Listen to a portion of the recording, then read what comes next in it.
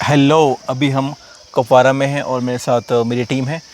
सो आकिब जी, tell me कि यार कश्मीर में इतना ज़्यादा क्रेज़ क्यों है बोर्ड्स के मार्क्स का and competitive exams, IITs and बड़े बड़े जो कॉलेजेस हैं, एम्स, उनका क्रेज़ नहीं है उतना ज़्यादा। सर जहाँ तक मुझे लग रहा है कि जो पेरेंट्स होते हैं उनको उतना पता नहीं है about the competitive exams. Okay. IITs का तो कंसेप्ट ही नहीं है पेरेंट्स के दिमाग में। एक्चुअली ज़्यादा जो पेरेंट्स है यहाँ पे वो इंक्लाइनिंग टुवर्ड्स द नीट है। उनको ये बस पता है कि डॉक्टर बनना है, इंजीनियर बनना है, बट ये नहीं पता कि कैसे बनना है। तो पेरेंट्स को ज़्यादातर ये लगता है कि अगर ये बोर्ड्स में मार्क्स ज़्यादा लाएंगे तो हो सकता है कि ये उसी से आईआईटी को चले जाए या नीट जीएमसी चले जाए।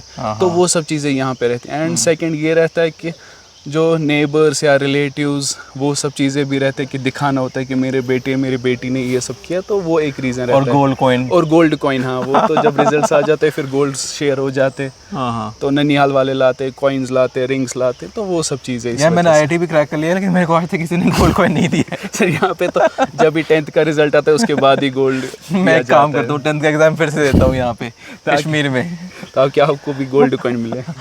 ओके। तो आई थिंक हम इसीलिए आए हैं Kupwara and let's talk to students, parents, parents, teachers and वो अवेयरनेस इंक्रीज़ करते हैं। जी।